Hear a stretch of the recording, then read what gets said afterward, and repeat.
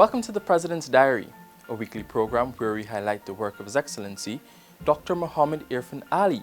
His Excellency on Sunday, January 31, announced that his government would be setting aside areas in its scholarship program for journalists. The head of state was speaking at the annual presidential media brunch held in the Buridi Benab State House. In our scholarship program, we are setting aside specific areas of specialization in mass communication, journalism, marketing that will be available for reporters and personnel in the media industry. President Ali reassured the local journalists that his government supports freedom of the press and their right to express their views. I believe that in a free and open society, every view has a value and every view must be expressed freely. But in expressing those views, there comes responsibility also. The responsibility of ensuring there is balance, there is fairness, there is factual basis on which those views are expressed. Further, the president noted that while the media expresses that freedom, there are a number of key areas that the media can assist the government in promoting. National unity. How do we together build a platform that erases the level of hate sometimes that we see on social media, that all of us speak out against, so we all have a common agenda against those who try to divide our society? Domestic violence awareness and diaspora engagement are among other important areas the president believes the media and the government could unite on.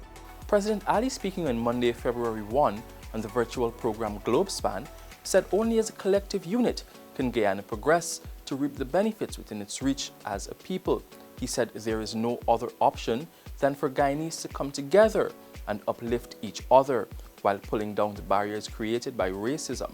President Ali made a special call to all Guyanese. My appeal to all Guyanese is judge us by our work. Judge us by our policies.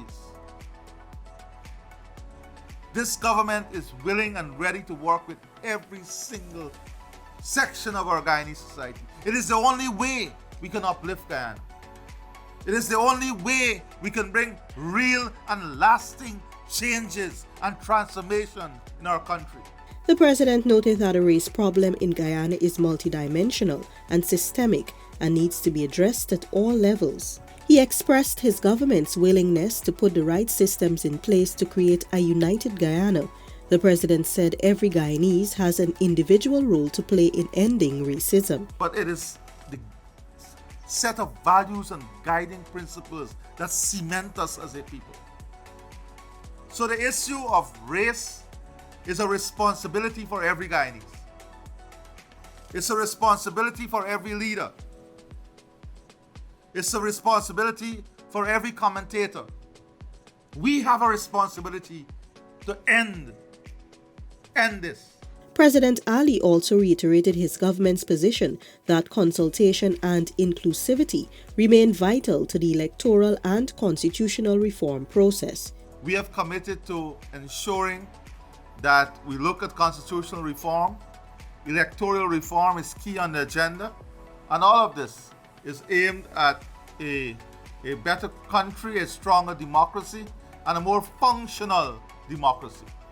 Also on Monday, new Canadian High Commissioner to Guyana, Mr. Mark Berman, presented his credentials to President Ali at the Office of the President. The Canadian dignitary, who worked as the Director General for Global Affairs Canada, is replacing Ms. Lillian Chatterjee as the resident High Commissioner. General salute! Reason! Out!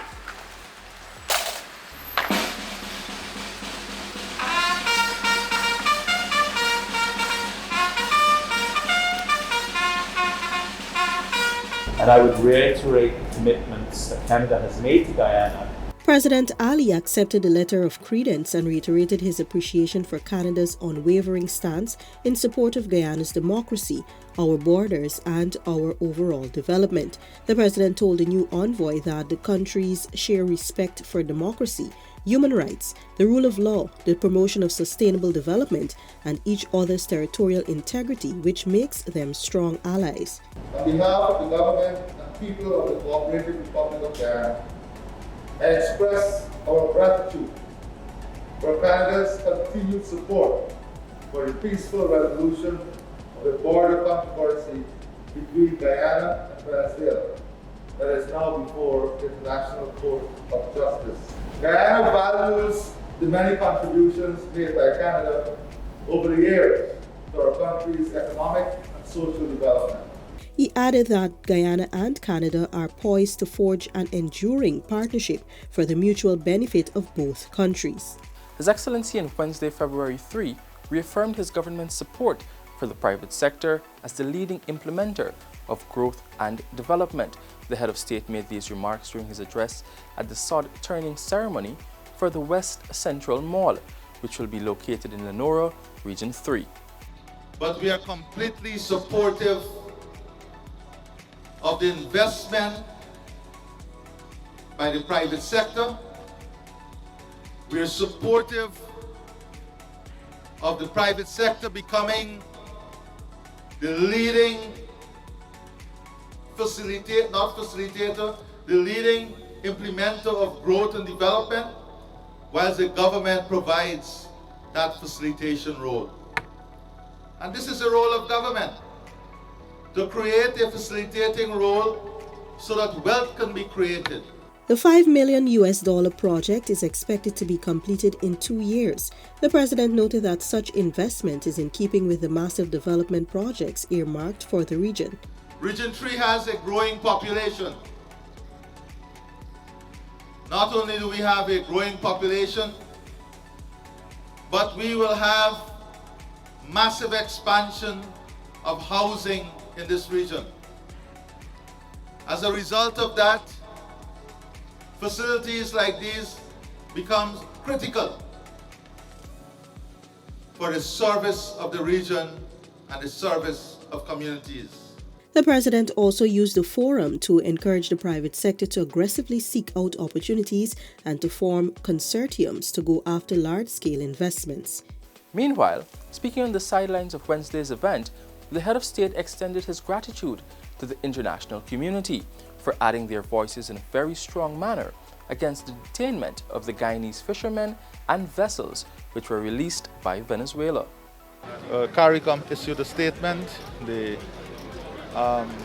international community issued a statement. We're very grateful for this statement. This was not an individual role, CARICOM, that issued the statement, all the heads of government. And I'm sure that had an impact. That CARICOM statement must have had an impact. So too were all the statements from our bilateral partners and our international partners.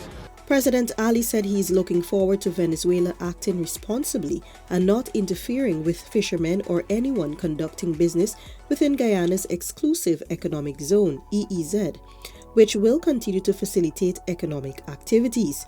The head of state reiterated his government's willingness to speak with Venezuela on important matters, excluding the border controversy, which is before the International Court of Justice, ICJ. His Excellency on Friday, February 5, met executive members of the Interreligious Organization, IRO, at State House. Also present at the meeting were Vice President the Honorable Dr. Bar Jagdeo and Minister of Public Works the Honorable Bishop Juan Edgil. President Ali applauded the group and agreed that it has an important role to play in promoting peace and unity in Guyana. He also urged its members to call out persons who promote hate, particularly on social media, and to be part of the solution in healing the country. IRO was formed in 2003, after which it adopted a constitution.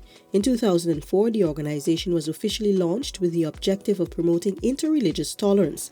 Today, some 40 member organizations representing Islam, Christianity, Hinduism, and the Baha'i faith are part of the group.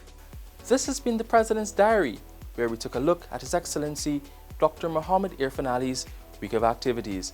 Thanks for watching. Do join us again next week.